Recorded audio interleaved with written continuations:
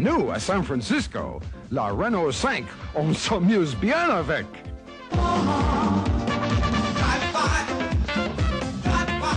If I look at the car design industry globally, I think the French has always had this true passion for car design, and they just have fun designing their cars. And now we have the new Renault 5, but this is the electric version, and I think seriously, this car deserves every single design prize there is for 2024. This is such a cool design, and if we're gonna create EVs, these are the type of designs we need, because the driving experience still does not compare, it doesn't even come close to the internal combustion experience when it comes to driving. So we need to focus more on the designs, and this is exactly what Renault has done with this beautiful E-Tech 5. So the original Renault 5 was designed by Michel Bouet, and he actually he sketched this up on his spare time, just as a fun little side project. And then he decided I'm just gonna show the management what I've been working on my spare time. And the bosses of Renault were so impressed by these sketches that they immediately put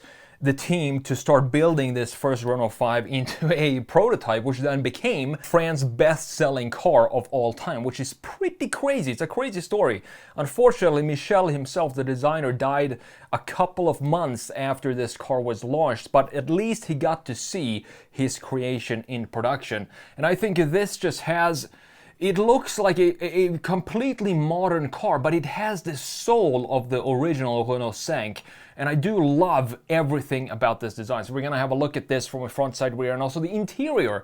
Because the interior, we do have a lot of screens and kind of boxy shapes for the interiors, these specifically EVs. But this actually, it works on this car, because if you look at the original, that even had a sort of a box for the gauge cluster.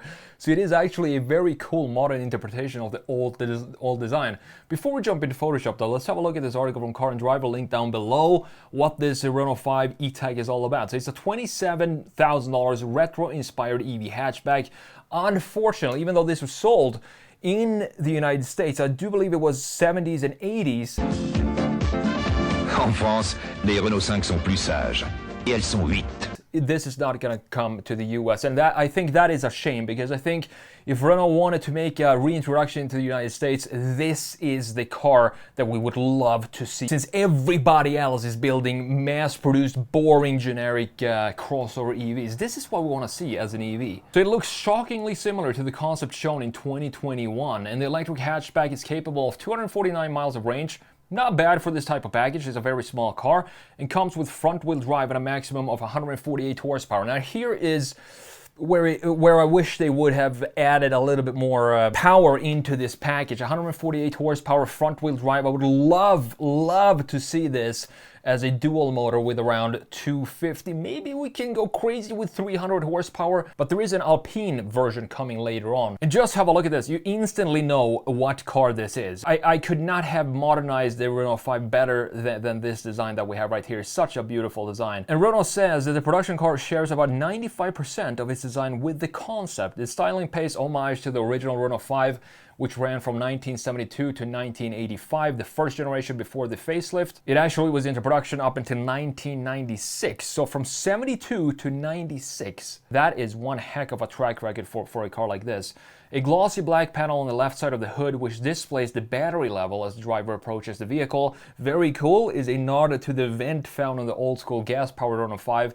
You can see that right up here. I'm going to show you this in more detail in a minute. And here we have the beautiful interior. I actually do think this is a beautiful looking interior, because look at this.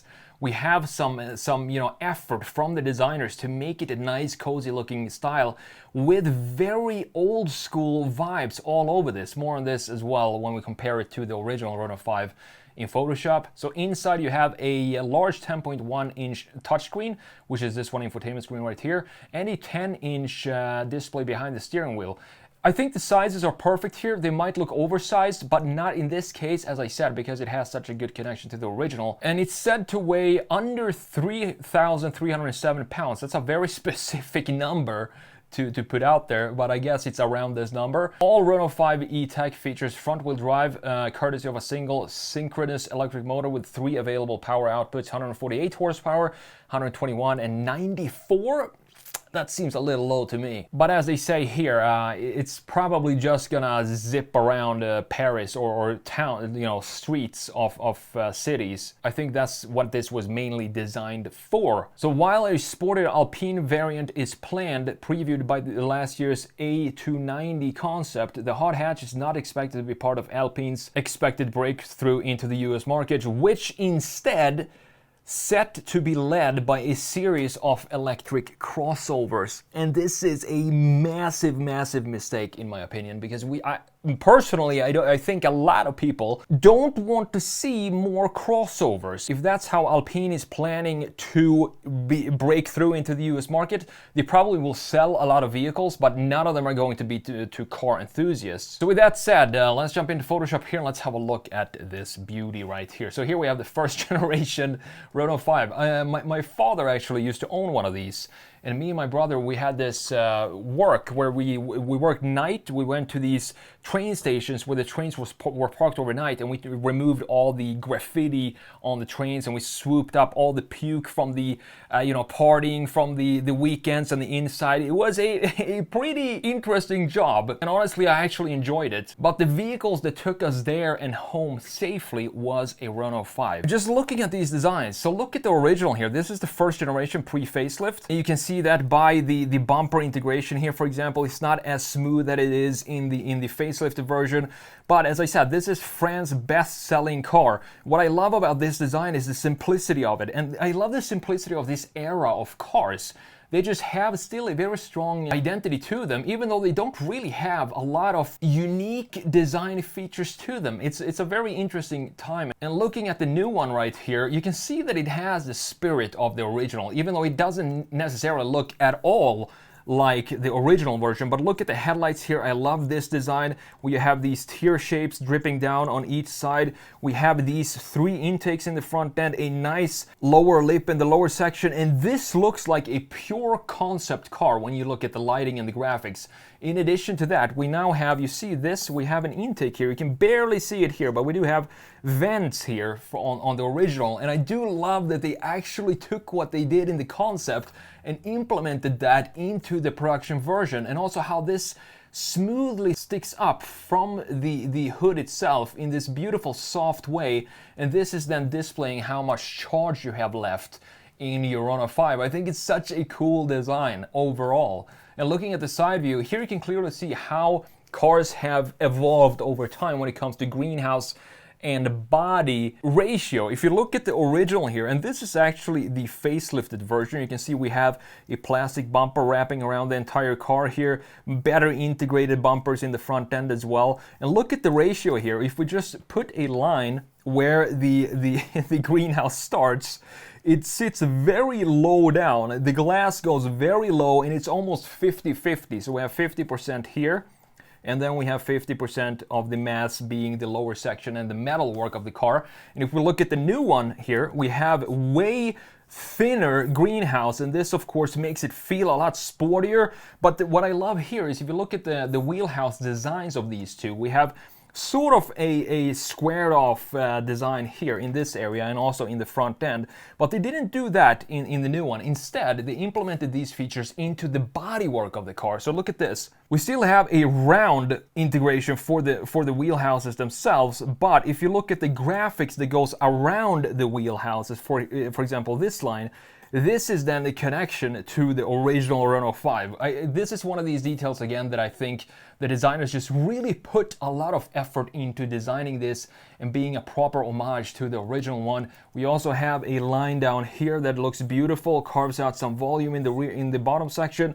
I also love these wheels because they feel modern, and it definitely feels like they suit this design overall. The graphics designer as well had some fun with this, adding this red stripe into the roofline up here and also blacked up the entire roof. I think this graphic feature, in addition with this lower piece, makes it feel a lot more athletic because it carves out against some of this volume of the mass of the car. And you also have another graphic feature here which is unique for this Renault 5, of course, being this R logo in the front door. This package, when I look at this from a side view, it definitely looks like it could house an internal combustion engine. And that makes me wonder, are they actually planning on maybe putting a small, I don't even care if it's a 3-cylinder, just take similar engine to what we have in the GR Corolla and put it in here with a manual transmission. That would be a fantastic car. Because that would be one of these cars that I drive around just with a smile on my face, because I know I'm doing everybody around me a favor just driving past them, so they get the chance to appreciate this design from the outside. So here we have the rear view, and this is probably my favorite view of the new Renault 5, because here you can clearly see the connection. I kind of wish that we did have this black piece that we have in the original, had some sort of black line here as well, to have more of a connection to the original, and black out this piece. I'm not sure what that will look like, but I do think it would add some more connection to the original, even though it's clearly a Renault 5 when you look at this rear end. I also like that we have this black trim piece in the middle. In the original, you can see that it goes down here. They moved it up a little bit to this piece, and now it has a connection to the graphics of the taillight, because these seems to be the indicator lights, and these seems to be the reverse light down there at the bottom. But this car with a small turbo engine and a couple of exhausts here on each side would just be a very, very cool car. I hope they made something special with the driving experience, because again, every single EV I've driven so far, and there's a lot of them, they all have the exact same feeling to them. They feel like they are the same car, just with a different shell and different types of power. But the driving characteristics of EVs is very hard to make that unique. Now, last but not least, this interior. So look at the original here, and I remember this interior from my father's Renault 5. Just how boxy this is, just hard plastic everywhere. You have the cassette player down here, and this is of course a manual transmission. We do have a beautiful cap. Look at this design right here. Renault designers just went crazy with this cap that we have over the gauge cluster, and the steering wheel as well, with this single spoke in the middle cutting into the Renault logo in the center. As you can see, it's a very, very boxy design, this interior, the original one. And I do think they did a great job on both the interior and the exterior here, just modernizing it and paying respect to the original when it comes to the design, because this is still very boxy here. As you can see, we have a big box with the 10-inch infotainment screen and the 10-inch gauge cluster, which in this case, even though it is just a box up here, you can see that the designers put the screen way deep in here. So this, in my opinion, is a beautiful integration of a gauge cluster, because it does have a cave which it can live within. And also look at these stalks here. It looks like this is a specific stalk with a 5 on this piece. Very good attention to detail, because this looks like a specific unit for the Renault 5, because we have the 5 here on the stalk itself. Beautifully done. The steering wheel looks great as well. And this passenger side with the Renault 5 here. And they made it feel like Renault 5 is a brand by itself, and that's why I love about the branding of this car. This is also beautiful with the yellow stitching going across here instead of just having it be plain and simple. We also, last but not least, have a bunch of physical buttons down here for what looks like to be the climate control settings. You can see some arrows here, but you also, I guess, have that here at the bottom of the screen if you want to. Overall, a great design by Renault, and as I said, this is one of these cars that I do think deserves every single design award that comes out in 2024, specifically when it comes to car design. That's how good of a design this is. And it's interesting just how close this is to the concept. 95% of the parts made it into production. That's fantastic. But at the same time, it's very unfortunate that this is not coming to North America, because I think, as I said, this would be a fantastic car to bring over here and shake up some of these boring EVs that we have stateside.